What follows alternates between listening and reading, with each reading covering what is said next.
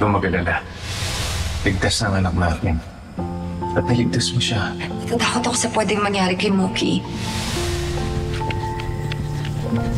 Tay! Tay! Mookie! Tay!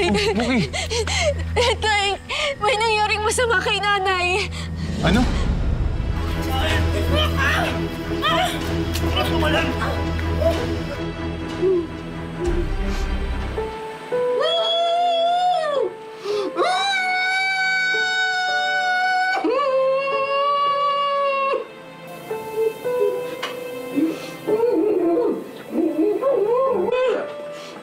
Pagkain yun.